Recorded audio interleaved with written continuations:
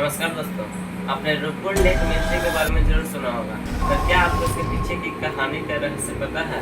अगर नहीं पता है तो कोई बात नहीं, मैं आपको पूरी इन्फॉर्मेशन बताता हूँ कि क्या है इस झील का रहस्य और कैसे लोगों को पता चला इस लेक के बारे में। क्या है साइंस और क्या है मिस्ट्री, कौन कौन से पॉसिबल थ्योरीज है जिस पर यह कहानी बनती है। So let's start. Roopkund lake एक ऐसी झील है जिस पर हमेशा बर्फ ही रहती है और वह उत्तराखंड के चमोली डिस्ट्रिक्ट के हिमालय के बीच में है। यह अप्रॉक्स 16,500 फीट की ऊंचाई पर है। इसमें 200 से 300 लोगों की हड्डियां एक ही झील पर मिली। के रहस्य की बात तो यह थी कि किसी को नहीं पता था ये लोग कौन थे, कहां से आए थे और सब लोग एक ही जगह पर आकर क्यों मरे और कैसे मरे। 1942 में एक ब्रिटिश फॉरेस्ट रेंजर ने पहली बार यह स्केलेटन पड़े हुए देखे। उन्होंने सोचा कि जो वर्ल्ड वॉर 2 के समय जो जापानीज सोल्जर्स मरे होंगे उनकी हड्डियां हैं, पर साइंटिस्ट ने बताया कि ये तो हड्डियां तो 1200 साल पुराने हैं। साइंटिस्ट ने डीएनए टेस्ट और कार्बन डेटिंग करके पाया कि ये स्केलेटन तो 9th सेंचुरी यानी 850 एडी के हैं। उनके सर पर एक बड़ा सा गोल का चोट के निशान है, जैसे कि आसमान से कुछ हार्ड ऑब्जेक्ट गिरकर उन पर लगा हो।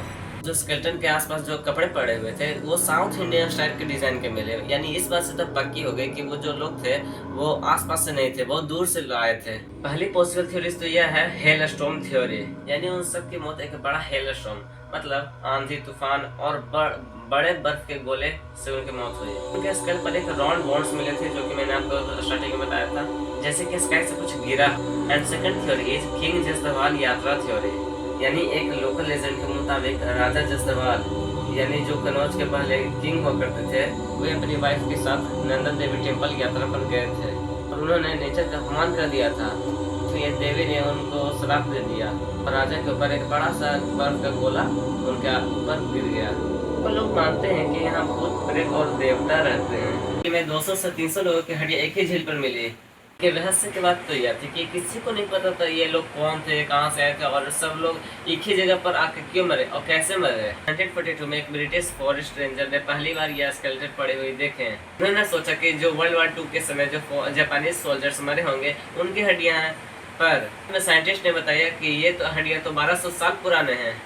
साइंटिस्ट ने डीएनए टेस्ट और कार्बन डेटिंग करके पाया कि ये स्केलेटन तो 9th सेंचुरी यानी 850 एडी के हैं। उनके सर पर एक बड़ा सा गोल का चोट के निशान है, जैसे कि आसमान से कुछ हार्ड ऑब्जेक्ट गिरकर उन पर लगा हो।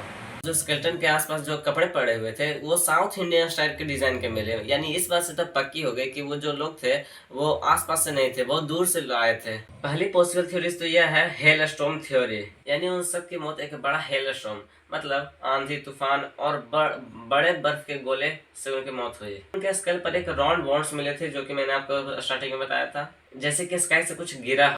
And second theory is king जसदवाल यात्रा थ्योरी, यानी एक लोकल लेजेंड के मुताबिक राजा जसदवाल यानी जो कनौज के पहले किंग हुआ करते थे, वे अपनी वाइफ के साथ नंदन देवी टेम्पल यात्रा पर गए थे और उन्होंने नेचर का अपमान कर दिया था, इसलिए देवी ने उनको श्राप दे दिया और राजा के ऊपर एक बड़ा सा बर्फ का गोला उनके ऊपर गिर गया।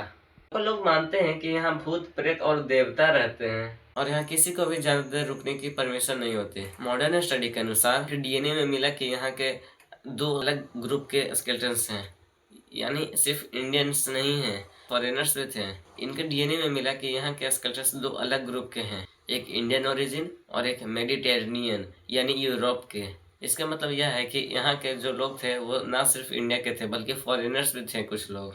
रहस्य की बात तो यह है कि अभी तक साइंटिस्ट ने इस झील के रहस्य के फाइनल रीजन को कंफर्म नहीं कर पाए हैं। एक झील जहाँ बर्फ के नीचे 1200 साल पुराने राज छिपे हैं। तो कहते हैं यह कर्स है और कुछ लोग कहते हैं यह नेचर का प्रकोप, लेकिन सच क्या है शायद रूपकुंड के पानी के अंदर ही छिपा है। तो मिलते हैं किसी और मिस्टीरियस वीडियो में, तब तक के लिए धन्यवाद और हमारे चैनल द डार्क अननोन को सब्सक्राइब जरूर करें। नमस्कार।